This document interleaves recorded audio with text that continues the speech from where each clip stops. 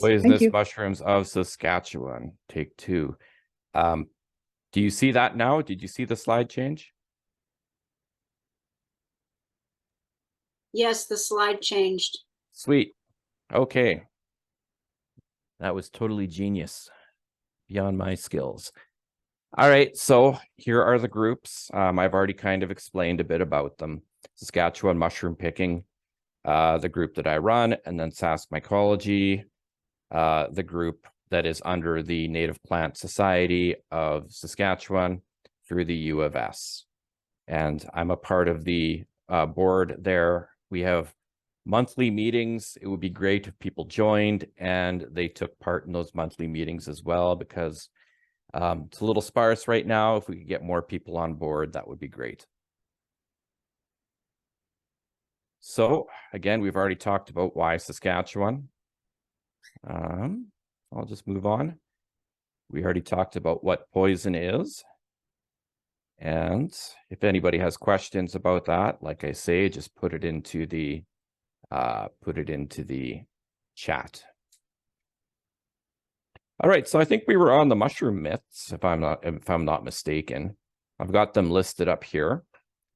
So I believe we were at the one about color.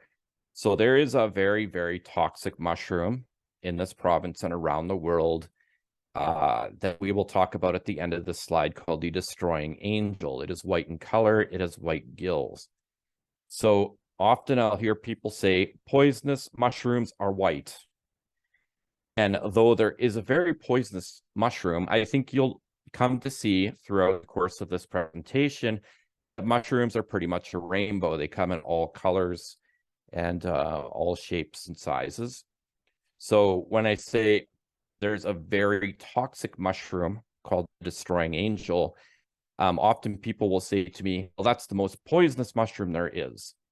And that is also incorrect. The most poisonous mushroom there is the mushroom that kills you, right? So it doesn't matter if it's white, brown, or purple. Poisonous mushrooms taste bad. I'm going to include the tastes of some of these mushrooms when we describe them. And one thing you're going to notice is that a good lot of them taste good. That's why some of these mushrooms are so dangerous, especially if they look like other edibles. In fact, some of these mushrooms were at some points in time considered to be choice edibles. Some of them smell really good too. And bright colors mean poison. I've heard people say, well, this one's yellow, this one's red, this one's bright purple. It must be poisonous. That is something that is specific to the animal kingdom, I believe. Certainly not the fungi kingdom. In fact, a lot of these mushrooms kind of want to be eaten. So the bright colors may come from that. If other people have questions about other mushroom myths or rules that they have that they wish to dispel, feel free to put it in the comments and they can break in. Okay, so this isn't like legitimately scientific or anything like that, but I like to think of poison as a spectrum because not all poisons are created equal. And I propose the following categories: uncooked mushrooms and sensitivities, what I call muck-you-ups, dangerous fungi, and lethal fungi. And we'll talk a little bit as we go as to where those kind of boundaries lay. So the first thing we're going to talk about are uncooked mushrooms. So these are edible mushrooms that are found in the wild. And what a lot of people don't realize is that pretty much every edible mushroom is actually mildly toxic. Some of them are even moderately toxic. So cooking will break down the toxins in these mushrooms, most of them. So that means if you go out in the wild and you find yourself something like a morel and you stick it in a salad, you could actually spend the next day on the toilet. Not fun at all. As well, the cell walls in mushrooms contain chitin, which is indigestible. So cooking breaks the chitin down. Cooking, however, will not break down the toxins in all mushrooms.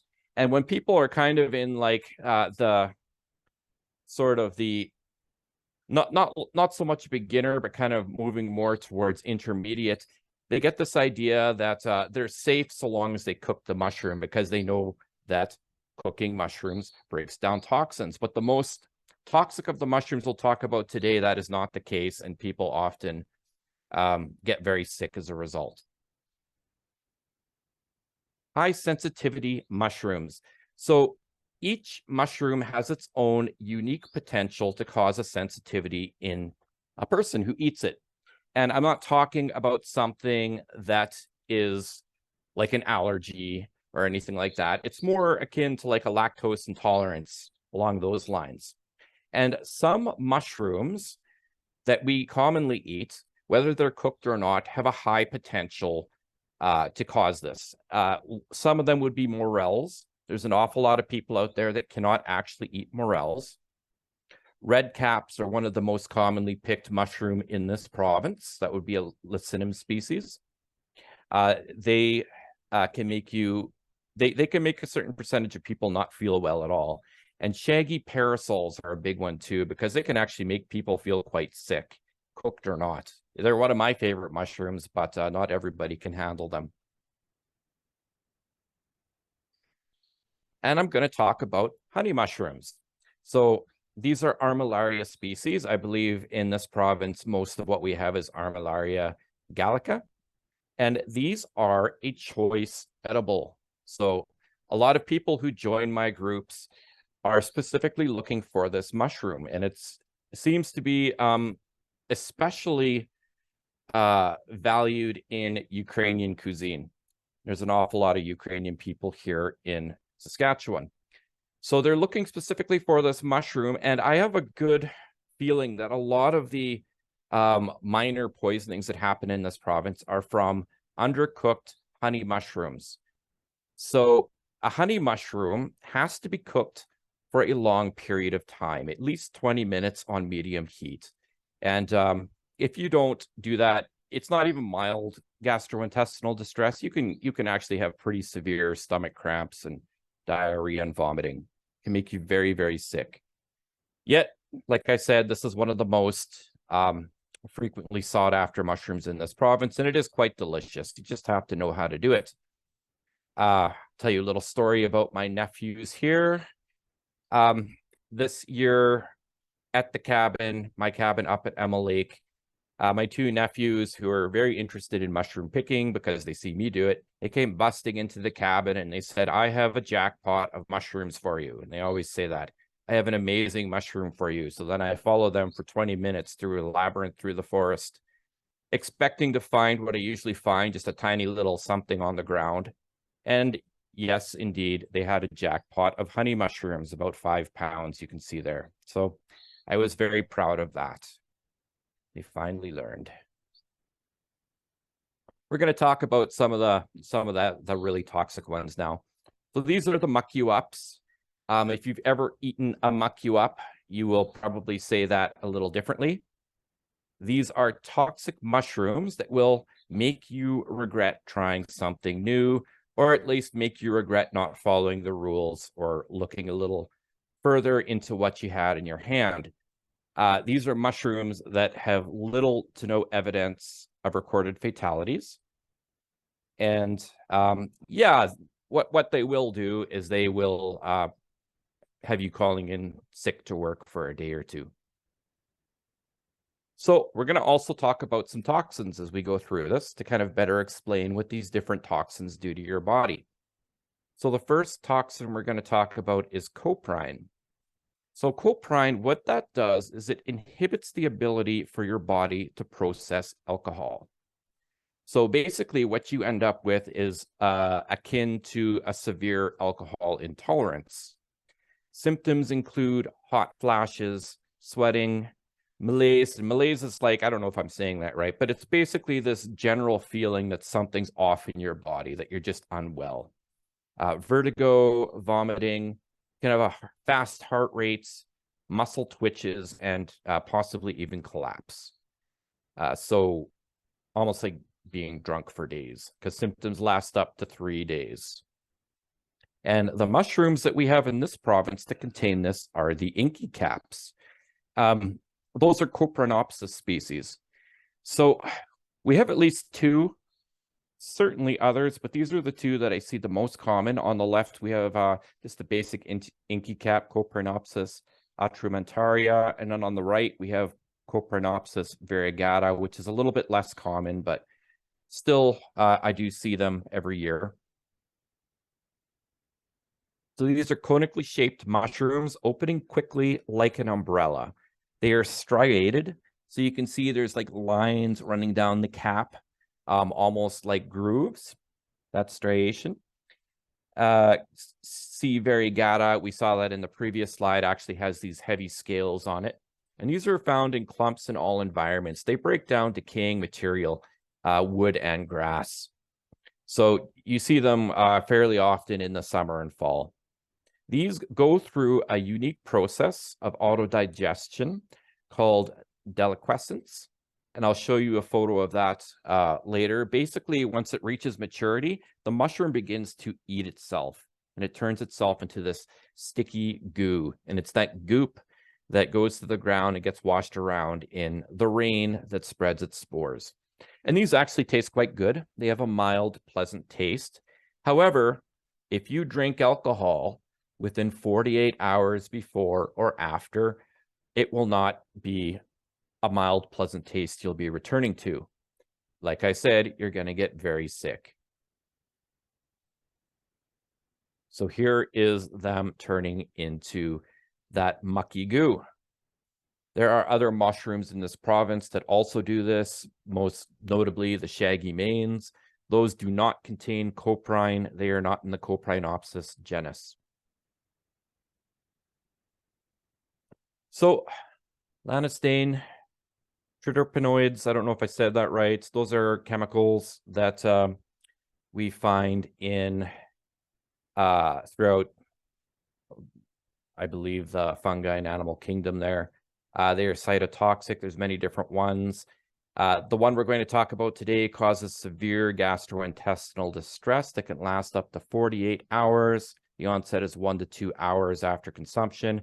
I don't know much about this because when I was doing research for this slideshow to kind of update some of my information, the mushroom that was found in the poison pie, or sorry, the toxin found in the poison pie mushrooms had previously been unknown. Now they're thinking it's these lanistane triterpenoids. So don't know much about that. Like I said, the name poison pie should explain everything. This is Hebeloma crystalliniform.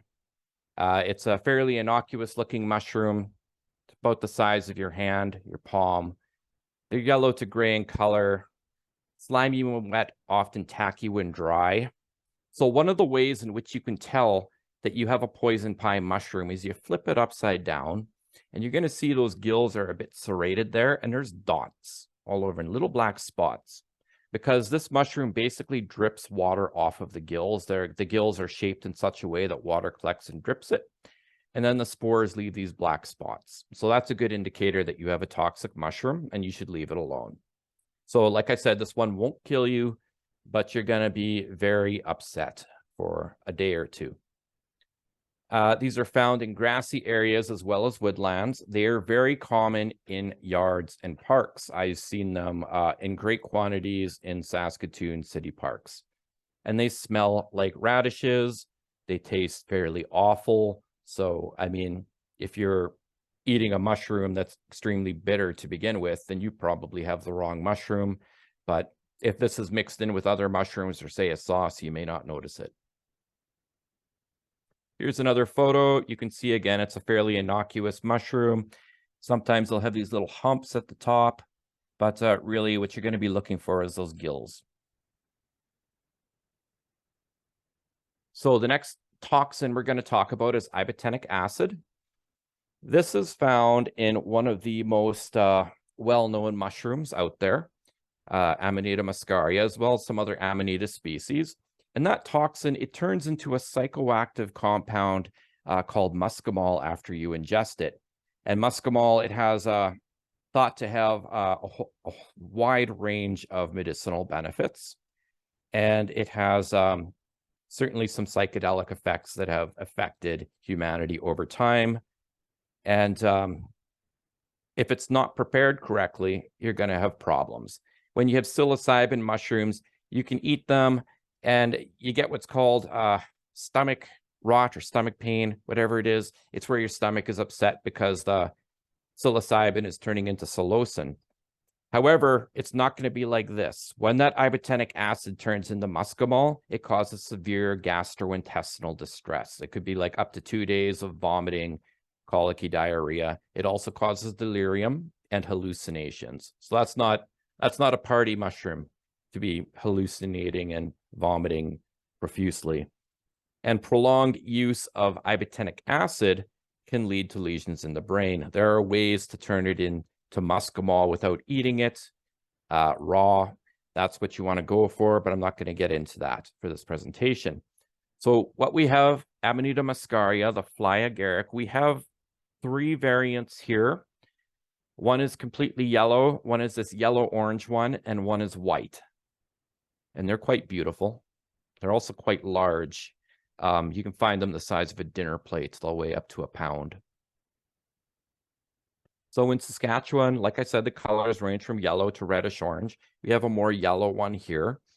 They're up to 12 inches across, and they have these white spots all over the top. And those can actually wash away. So some people say, look for the white spots. If it's raining, it may not have those white spots. It has a skirt-like ring. You can see that here. And it has a vulva. So a vulva is like a little bulb around the bottom. It's almost like a little cup that the mushroom is sitting in.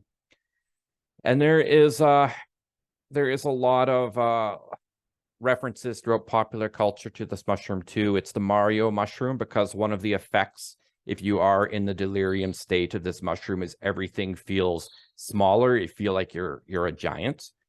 This is also the Alice in Wonderland mushroom, the mushroom that makes her grow. And this mushroom tastes excellent. Here's the yellow version. You can see that little cup here at the bottom. And having said all this, the toxin in here is water soluble. So people do eat this as an edible. They simply boil it extensively and discard the water. And they do that a couple times. Then they fry it up. The next toxin we'll talk about is phenol. This causes moderate to severe gastrointestinal distress. The onset is within an hour of consumption, so fairly rapid. This is also known as carbolic acid. And this is generally used in industry as a disinfectant or an antiseptic. So really, it's not something that you want to guzzle down. And we have one mushroom that contains phenol here. It's the yellow stainer, Agaricus xanthodermis. So the Agaricus genus is the genus that includes the button mushroom from the store, as well as the portobellos. And a lot of people who are into mushroom picking in this province, even the beginners, what they're looking for is they're looking for what are called meadow mushrooms, very common here. It's a delicious mushroom. It looks just like this, unfortunately. So how do you tell if you have a yellow stainer? It stains yellow. So this looks similar to a button mushroom. It has pink gills. We'll look at that in a second, that turn brown, just like a button mushroom. It has a thick double-lipped ring. And when you rub it or cut it, you can see somebody's done that here. It stains a highlighter yellow. And it's hard to find photos that kind of portray this because it's hard to capture, I find. It's hard to capture on camera because it's so bright. These grow in grassy areas and woodlands, but you can find them pretty much anywhere in Saskatchewan. And when you smell it, it should smell like an old-fashioned printer, like the ink, or like chemicals. I kind of almost think of it as like the chemicals you used to process photographs with or develop photos. So really stinky. So if something is that gross and you put it in your mouth, then really. But people do every year. So here you can see that staining yellow again. You just rub it and it stains yellow. And here we can see those pink gills and a very thick ring. I hope not everybody is getting distracted by these canaries going off behind me. Anyways, we'll move on from that. But you can see too, this looks just like a button mushroom. So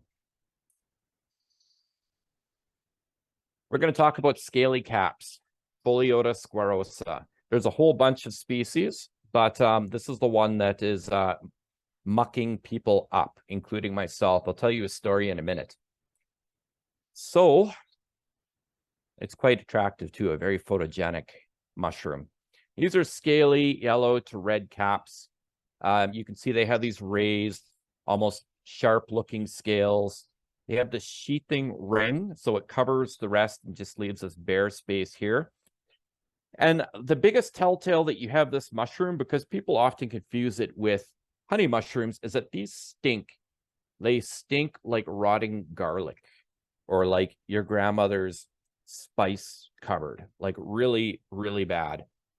And if you eat these, they cause colicky gastrointestinal upset. I think I got another photo here. So this is the mushroom that got me. When I was first starting out and I was using a mushroom book that I found at the cabin at Emma Lake that used to belong to my grandmother, I was using a book from the 80s with black and white photographs, and I thought I was like super awesome at it. And I was in this stage that's really dangerous where I know the mushrooms that I'm looking for, but I don't know anything else. So when I found something that kind of looked like honey mushrooms, I convinced myself I had honey mushrooms without really knowing what I was looking at. And I cooked them up, I put them on some burgers, and I poisoned me and my wife. So again, this is a muck you up, not going to kill you, but how to explain this? Severe vomiting, severe diarrhea, colicky gas for 48 hours, both of us in a cabin with only one toilet. So it got pretty creative pretty quickly. But yeah, that one really mucked me up good. And I will never make that mistake again, hopefully. Also, my wife doesn't pick mushrooms anymore with me. Just saying. So we're going to talk now about dangerous fungi, and we're going to dwell a little bit more on these. These are mushrooms that have the potential to do some serious long-lasting harm to your body, and in rare cases have caused fatality, where it's just been too much eaten, or somebody has underlying conditions, or it's just they weren't able to get to a hospital. So the first toxin we're going to talk about is fasciculare E and F. So these are two steroids that occur in a mushroom we're going to speak about in a second here. The symptoms occur around 5 hours after consumption. So you think everything's good, and then you get severe gastrointestinal distress, so much so that often it requires hospitalization. And in some cases, this can cause paralysis, convulsions, distorted vision, and death. So if you can imagine being on your back, paralyzed by yourself, suddenly your vision goes and you're vomiting, that's a very prone position to be in. So this can kill you. And the mushroom in question is the sulfur tuft, Hypholoma fasciculare. It's quite an attractive mushroom. Very, very common in Saskatoon. I've seen them plenty there. So these are sulfur yellow to tan. The gills go through quite a color shift. They are yellow, then they turn green, and then they become a purplish black. And you can see they're in the stage where they're becoming a purplish black. And eventually it will be like very, very dark. These grow in large clumping groups near or on hardwoods. So these attack wood. And if you're seeing them on the ground, what you're seeing is them attached to the roots beneath the ground. These taste extremely bitter. They don't really smell like anything to my knowledge, but they're very bitter tasting. And they're quite small. They're about maybe an inch across each. So eating one, maybe you won't feel good. But often when people find a big clump of small mushrooms, it's for a sauce. And, you pick a whole clump and you're in serious trouble. Here's another photo. You can see, again, it's quite an attractive mushroom. City parks. And the last time I saw this mushroom, it was amazing. I was so disappointed to find out that that's what this was, because I went into like a little bushy area in a city park in Saskatoon. And there were thousands of these. They were lining the ground. But yeah. Donovan, we have a question here. Absolutely. Someone said, can you give some examples of hardwoods in Saskatchewan? When I say hardwood, I'm meaning primarily the softwoods. So I guess poplar, aspen. Sometimes they'll grow on birch, but generally speaking, aspen is the big one here, and poplar, aspen and poplar. So maybe I should just say like the cottonwoods.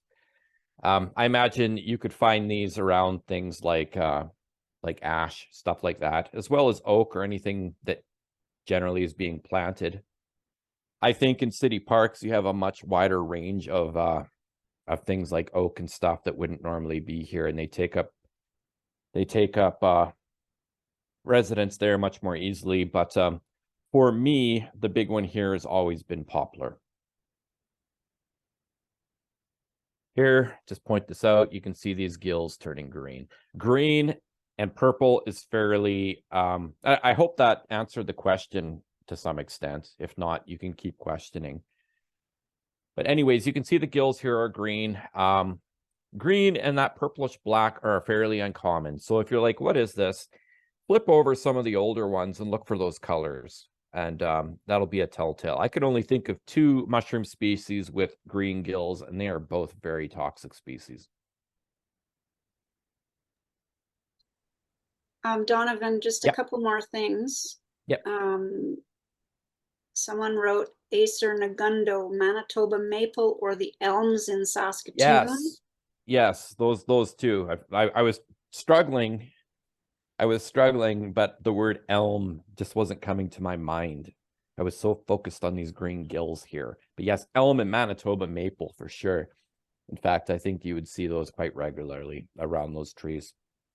And Daryl says, any chance you'd care to offer any first aid or when you should head to the ER suggestions? So that brings up the topic of the latency of the different toxins. Yeah, and that's going to be something we're going to talk about. Actually, this is a good moment because I might have forgotten to talk about it. When you're picking these new mushrooms, photograph everything.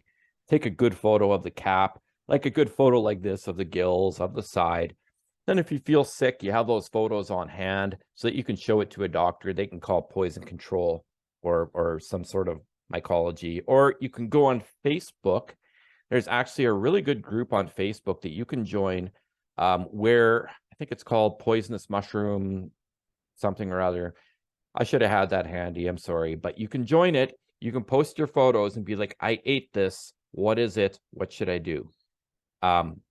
The universal answer, if you're feeling ill, is go to the ER. A lot of these toxins, if you catch them early, they can be removed through various ways. Some people will say, like, keep milk thistle or charcoal on hand. You know what? Go to the ER. Don't try to solve this yourself, especially if you don't know what you ate. Because we're talking about I'll give you an example. If you think you ate a yellow stainer, but you're not entirely sure it was even an agaricus, there's just as much likelihood that you ate a destroying angel. One of them's going to have you sick for maybe 24 to 48 hours. One of them's going to kill you. So yeah, that's my advice there. And unfortunately, some mushrooms don't start to give you any symptoms for anywhere from 3 days to 10 to 14 days. We'll talk about that here at the end. Yeah. So I'm going to move on. This isn't a toxin. I'm just calling it antigens, random antigens. Some mushrooms have these. One that we have here that's particularly bad has an antigen in it, which builds up over time and eventually with repeated consumption can lead in the future, this could be 10, 20 years in the future, it leads to a sudden autoimmune response where your immune system attacks its own red blood cells. And that can be fatal, especially if it's not during a time when you've just eaten a mushroom, right? Or you've been eating that same mushroom for years. And the big deal here in Saskatchewan is the brown roll rim, Paxillus involutus. And Paxillus involutus is kind of like a type species. There's a whole bunch of related species that we're just referring to here as Paxillus involutus. And this mushroom was commonly eaten for many, many years. In fact, there was a recent guidebook published in Italy that still has it as a choice edible. In Saskatoon, there's a good amount of people that call this a wood chanterelle that had joined my group. And as time goes on, every year, there'll be several people who are like, that's my favorite mushroom. And I have to tell them, it may be your favorite mushroom, but don't suggest other people eat it, please. Because one of the rules in my group is that your death is on you. So let's talk a little bit about the brown roll rim. The cap is brown with a central depression. We saw that here. You can see that little depression there. It's designed to catch rain and knock the spores out. And these grow in parks, yards, forests, anywhere with trees. They are very, very common in city parks. These are the ones that grow in my parents' front lawn, unfortunately. They are circular or they have an eccentric profile. I'll go back, you see here, it's got that weird eccentric profile that it's developed and it's kind of unfurled. For most of its life, it has this very deeply enrolled hairy margin, and only at the very end will that come unrolled. The gills are beige and they turn this kind of cinnamon, rusty, reddish brown, and these mushrooms taste excellent. Another thing I've noticed about these mushrooms is that they're very firm, but they're very light. It's almost like densely packed styrofoam. That's kind of how it feels when you pick it up. There again, you can see it's just been rained on. That's the whole point of that cup-like structure. There you can see more of those eccentric profiles. If you've ever seen, I imagine at some point in your mushroom discovery, you're going to start noticing the mushrooms that you walk past. In Meadow Lake, when I walk through Lions Park, I see these everywhere. I would also like to note this is one that squirrels love. So again, don't eat them just because a squirrel does. We're going to talk about one here called muscarine now. This causes intense sweating, salivation, gastrointestinal distress, blurred vision, and low blood pressure. And this happens relatively soon, like I'd say within an hour or two after consuming it. These can damage your kidneys, and they can be fatal in large doses. And the second mushroom we're going to examine, the second group of mushrooms, is the one that is most likely to do this because they're a larger mushroom. So the first one we're going to talk about is the fiber cap. These are inocybe species. All fiber caps have muscarine in them. So it doesn't really matter the species. There's some color variation. Most of them are about 2 inches, 1 to 2 inches across. And they all have this kind of fibrous striation here. It's almost hairy. If you touch them, it's almost like the top is hairy. So they range in color from brown to white. There's a purple one out there. I don't think it grows in Saskatchewan. I've never seen it. I see these a lot. These ones here. Deeply striate. You can see that hairy pointed cap. It has this little point here. And as that flattens out, I'll show you a photo here in a second, it becomes very pointed. And sometimes along these margins, these lines here, that margin will split apart. It almost looks like a flower. The gills start off gray and turn brown. These are found in woodlands and grasslands near deciduous trees, again, common in city parks. The most I've found of these have been, again, in Saskatoon city parks. They have a mild to mealy taste. It's not really wonderful. They're very small, but again, they tend to occur in large quantities. So if you're just looking for mushrooms and you pick 30 of these, you can get very sick. These have killed people. You can see those gills there, come across, dip down a little bit. And these are in the process of going from gray to brown. This is a photo I took near where I live right now. And I think it's a very good photo to demonstrate this little point that kind of retains when the mushroom margin starts to uplift. And if you hold one in your hand and like feel it, you'll never mistake anything else for it again. It's a fairly unique and easy to identify group of mushrooms. Funnel caps, Clitocybe species. So again, there's an undeterminate amount of dangerously toxic Clitocybe species that can contain muscarine. The three big deals would be Clitocybe, I believe Phylophora, Clitocybe dealbata, and Clitocybe rivulosa. We have at least 2 of those species in Saskatchewan. However, it's really hard to tell which one you got because white funnel caps all look the same, and there's probably a dozen that aren't toxic. However, which one is which? White colored funnels should all be treated with suspicion. I don't pick them. I don't eat them because I can't tell the difference. There's only one I can tell the difference from, and that one is because it smells very strongly of black licorice. Most of them, the odors range from mushroomy to like a chemical, almost like bleach.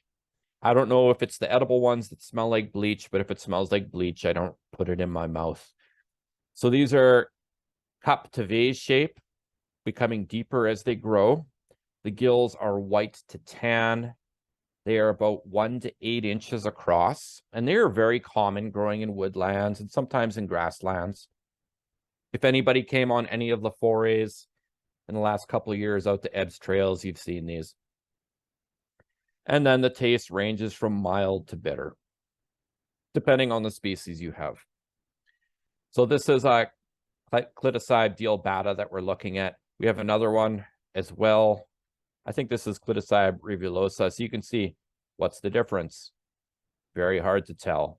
I could have posted a couple edible ones in here too. Again, I wouldn't even be able to tell. I'd probably get the slides confused. This one looks a little different. This is a smaller species. It's very toxic. We call this the frosted funnel. It's Clitocybe Phylophora, I believe it is. I could be wrong on that name. But again, very, very toxic. Now we're going to talk about lethal fungi. So these are mushrooms that have a high likelihood of doing serious, even permanent damage to your body. And we're going to spend some time talking about it. These are also mushrooms that are responsible for annual fatalities. And believe it or not, this will be our longest section. Gyromitrin. So this is a toxin that is found in the false morels. That's a terrible name because literally anything that is not a morel is technically a false morel. And yeah, the symptoms include nausea, bloody diarrhea, dizziness, lethargy, tremors, loss of motor functions, vertigo, fever, seizures, coma, jaundice, liver and kidney failure, usually at the same time, and then death. So you can see a huge acceleration in the type of symptoms we're looking at. This is also a mushroom that people eat because this toxin is water soluble. So what they do is they boil it in water, dump out the water, boil it in water, dump out the water, boil it in water, dump out the water. And then they fry up this rubbery thing that tastes basically like boiled out nothing. It's considered a delicacy in some places for some reason. It is still carcinogenic. Not good for you. Gyromitrin, interestingly enough, it turns into monomethylhydrazine in your stomach, and that is a component found in some rocket fuels.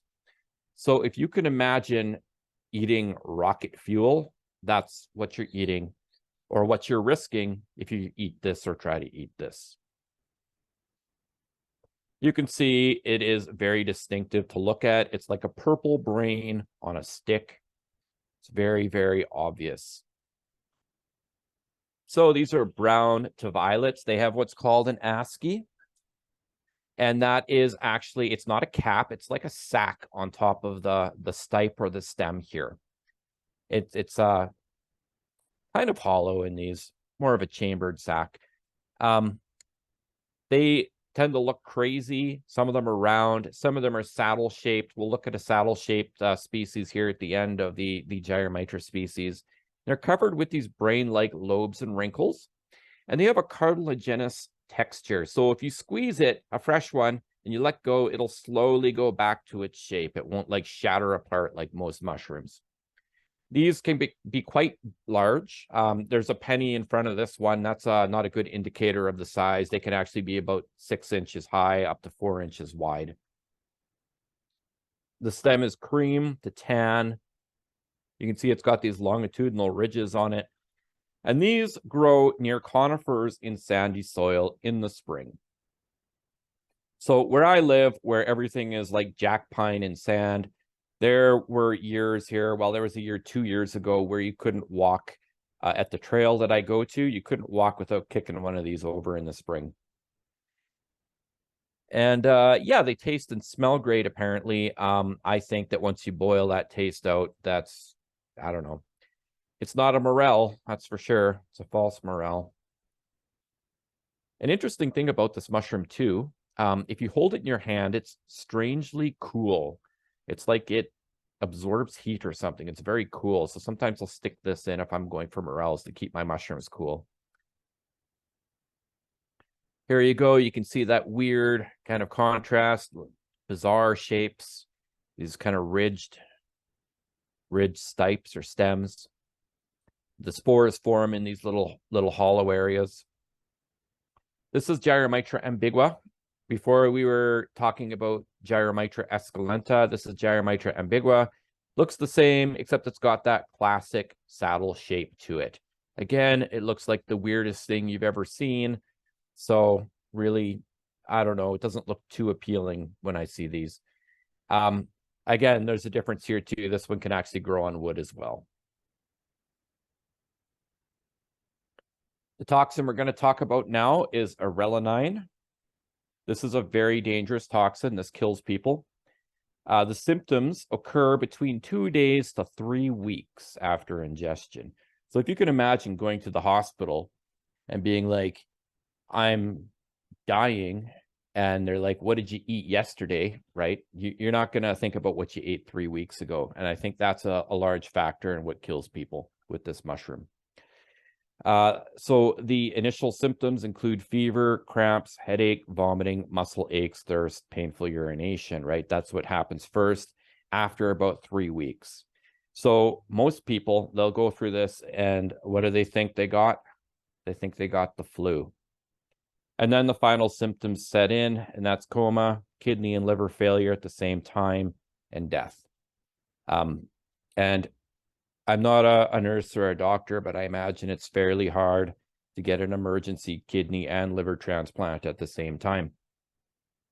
And if it doesn't kill you, you could be spending the rest of your life on dialysis, or at least until you get that transplant. Deadly web caps. This is what has arelanine. These are Cortinarius species. I think there's 9 known species that have arelanine in them.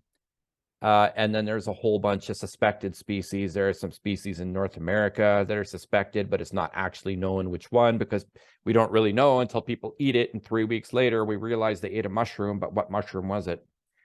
So there is an undetermined amount of toxic species in the Cortinarius genus. I'll just say that again.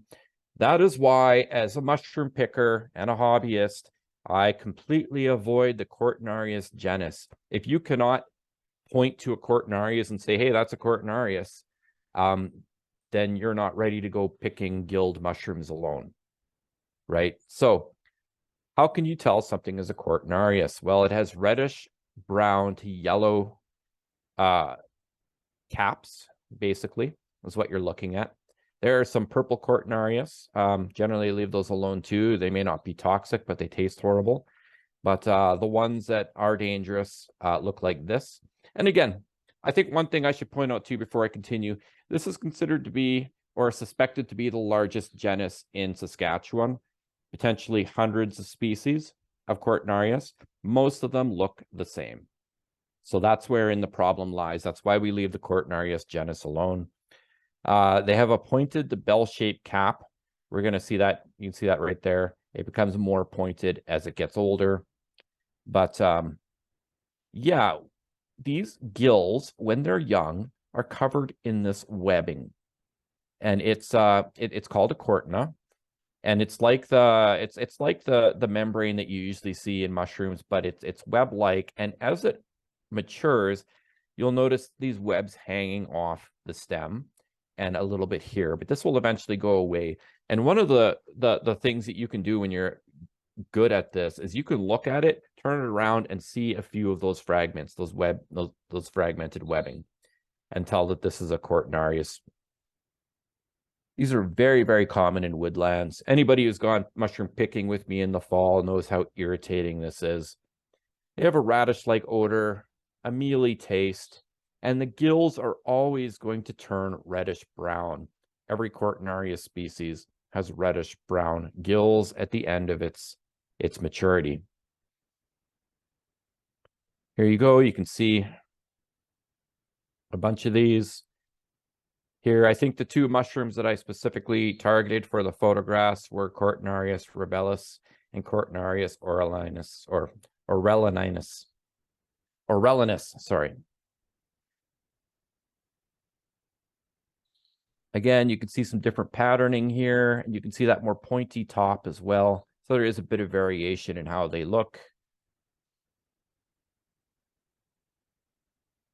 And I found this here. I think this was from the Quebec Mycobank, which is a nice resource, because being in Saskatchewan, it's nice to see what occurs this far north. And the Mycobank in Quebec has, I think, hundreds, if not thousands, of entries of actual species that are found there. And you can see that they found Cortinarius rubellinus there. And you get a bit of a size comparison there. So it's actually not very big. You would think something that dangerous would be a looming thing. Now we're going to talk about the last toxin here.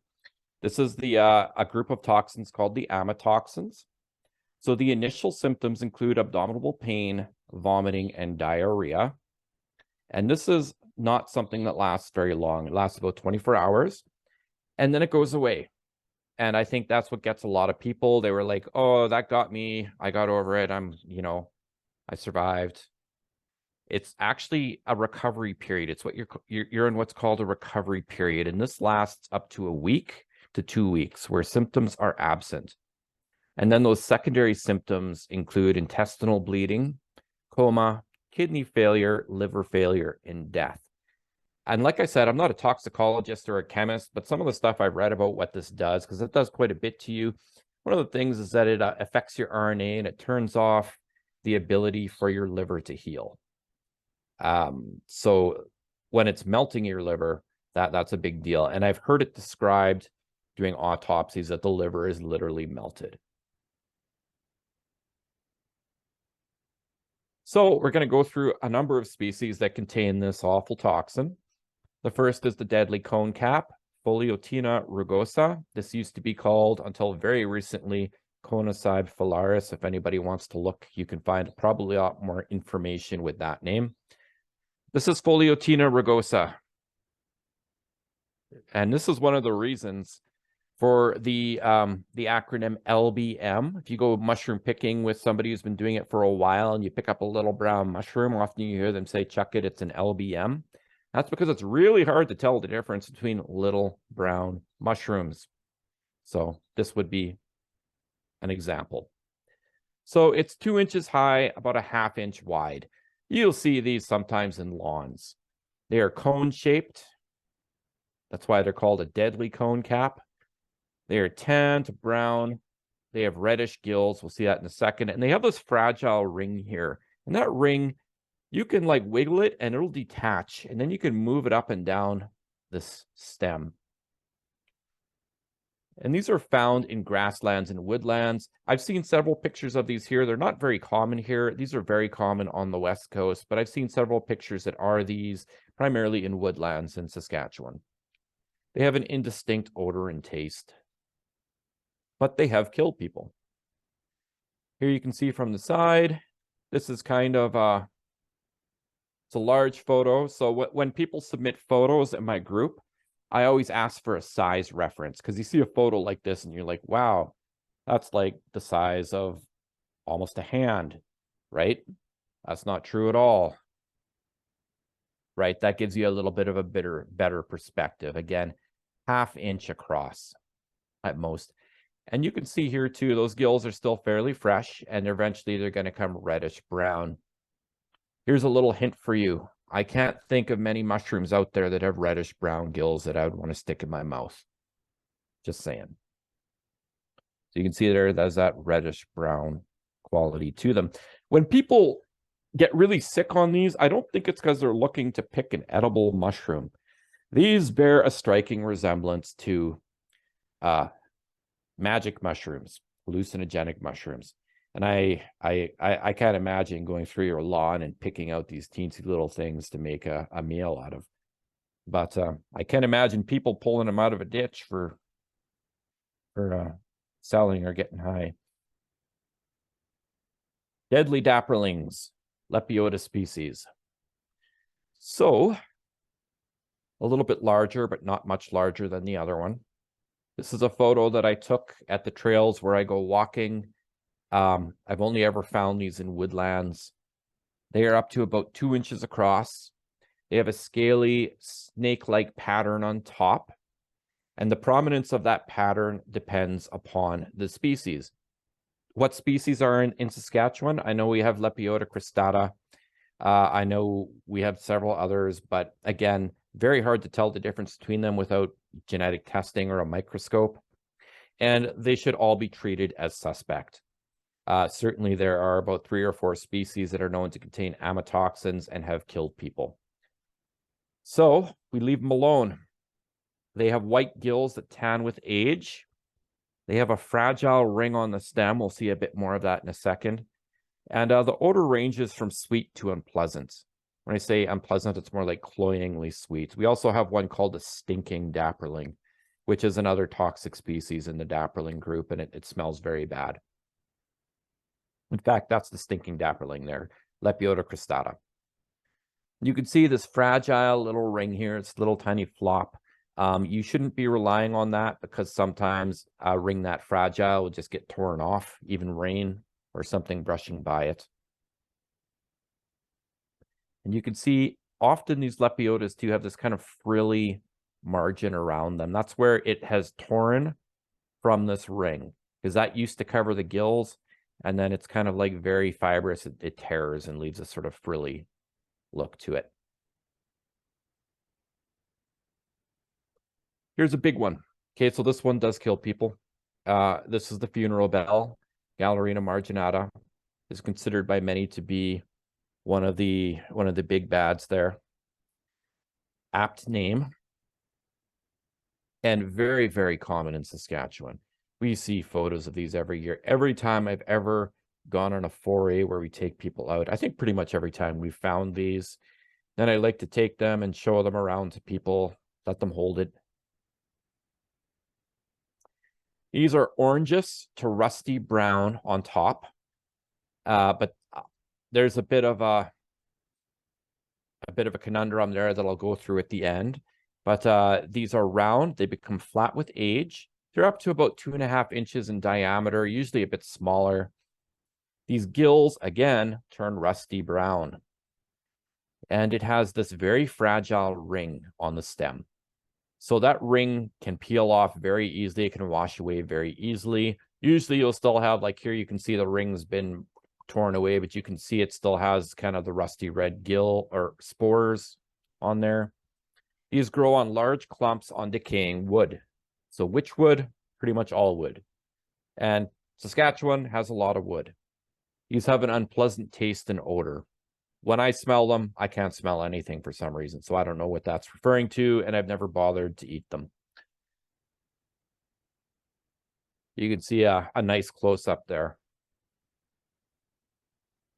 And again, you see that fragile little ring. Here's the rust red gills.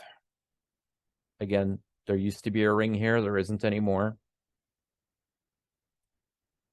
So if you're out picking mushrooms and you don't know how to ID this one as well, then you should probably get back to the books, especially if you're going to be picking smaller mushrooms.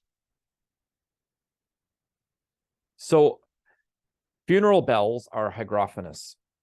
I don't know if I said that right. I apologize if I didn't. But what that means is that when it's dry, it is a completely different tone and color than when it is moist.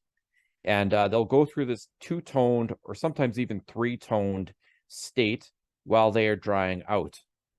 So this is a common appearance to find on them. But you can imagine it makes this mushroom that much more difficult to identify because it can be a whole host of different colors when it's young and old, right? Usually you just get like a handful. But you can see here, this color shift is going on. And this is the last mushroom we'll be talking about. I'll be mentioning another one briefly, but this is the one that everybody is afraid of. This is Amanita bisporigera, the destroying angel. A lot of people will call this Amanita virosa. Amanita virosa is a European species. So this is in the same group as death caps. The cap is white and smooth. It starts off oval and flattens out, and sometimes it'll take a little bit of a hump. You can see that there. They're up to about 3 inches high across, 4 inches high, so it's not a very big mushroom, to be honest. It's very fragile. It has white gills. There is a distinct cup-like vulva. You can see that here at the bottom. It's like a little cup that this mushroom has burst from. And this bursting has also left this big skirt-like ring. It begins fully encased in the sac, and it looks like an egg. And what concerns me most is that people might mistake this for a puffball. So when people are into picking puffballs, I always say cut it in half first. Don't just cook whole puffballs, cut them in half. And if you see the little outline of a mushroom in there, you have a developing Amanita. And it may not be this one. We have another white Amanita that's very, very common, called a grisette or a poplar grisette. It's edible. I don't eat them because I don't want to risk having picked this mushroom when having the skirt fall off. We have another one that's Amanita muscaria. We already talked about that. It also starts in a little egg-like shape. And every year there's a number of people who are like, this puffball looks a little weird. And then they'll have like an Amanita egg. And yeah, not a good breakfast if you think you're having scrambled eggs with puffballs and you start to hallucinate. So it has a sweet to sickly odor. It supposedly tastes pretty good. I wouldn't know again. Hey, Donovan, we have a Yes, question here. absolutely, yeah. So Daryl asks, can spore print color help distinguish honeys from Gallerina? Yes, absolutely, yeah. Honey mushrooms have a white spore print. And often with honeys, you don't even need to look at to do a spore print. Honeys usually occur in a clump. So look at the mushrooms that are underneath the older mushrooms, like the younger ones underneath. And often you'll see what looks like mildew on the top. It's like white, like a powdery kind of stuck to the top there. That's the spores. Or you can see them underneath it. And with honey mushrooms too, sometimes I'll turn it around and you can look between the gills and see the white spores sometimes. But Gallerina marginata has a much darker, it has like a rust red spore print. And the other one you like for honey mushrooms, the 3 mushrooms I would be looking to ID would be Gallerina marginata, the funeral bell, the sulfur tuft, which we talked about earlier, and the scaly caps, the one that got me good. And they all have darker spore prints. So yeah, that's a good method for IDing. And one more question. Yeah, What is the poplar grisette species name? It is Amanita populinum. But all the grisettes, like the type species for that is Amanita vaginata, I think. But underneath that, there's a whole bunch of I don't know if it's a subspecies. Amanita is very strange, right? It's like the Amanita vaginata group, they call it. And then it's got a bunch of them, and then the poplar mushroom is one of them. It doesn't have a ring. It's a bit of a pointy cap. The destroying angel, I'll say this here, the destroying angel is very rare. I personally have never found one. I've talked to a few people that have. I think somebody told me they found one around the Christopher Lake area. I've never seen one that I can positively say is the destroying angel, but the poplar mushroom I find quite frequently, and related mushrooms as well. Oh, we'll just take a look. Very white gills, very, and this is the mushroom where people are like, hey, never eat a mushroom with white gills. If you're a beginner, sure, why not? But really, rust red gills are what's gonna get you. Here you can see when it's a bit older, it's about to rot. It's got that kind of like distinctive there. Here you can see a younger one. It's still got that cup around it. Here's the size reference. So again, something that lethal where one mushroom will kill you. You're thinking that must be a looming domineering presence. No, it's this tiny little floppy thing. The base is about the size of a penny. The cap is a little bit bigger than a penny, right? So imagine how toxic that must be if that one mushroom is enough to take you out. I believe there was something too. I should have looked more into it. Something about people getting poisoned by a death cap. A bunch of people in Australia or something like that. But I haven't looked too much into it. This is one of the death caps. So we've heard that Amanita phalloides is a green mushroom, but the Amanita phalloides group includes these white mushrooms like Amanita bisporigera as well. So other considerations. So these are things that can affect toxicity and the types of mushrooms that are toxic that we aren't covering here due to sake of time. So the Qu'Appelle Valley is an issue because the Qu'Appelle Valley has bur oak up along that Manitoba border. It's the only place in the province where you have bur oak forests. And oak has a whole lot of mushrooms that associate only with oak. So suddenly you get the possibility for mushrooms like the jack-o'-lantern mushroom. It looks an awful lot like chanterelles that people hear about. We don't see them here, but there is that possibility there. There's also the possibility maybe of death caps and of other things in that little area that has oak. We also have a very little area that has lodgepole pine. I'm not sure if there'd be anything there that doesn't occur around jack pine, but again, these are like little tiny areas of Saskatchewan that this presentation doesn't really apply to. Another consideration is mushrooms absorb heavy metals, they absorb exhaust fumes, and they absorb pesticides. So if you've ever eaten mushrooms off a lawn that has used Roundup, you'll notice a disgusting taste accompanying them. I've done that, made that mistake. Sometimes, like especially these heavy metals, like some of them will absorb things like zinc and stuff like that in large quantities, or mercury. They actually can hurt you. And then exhaust fumes have a whole lot of stuff in them that you don't want.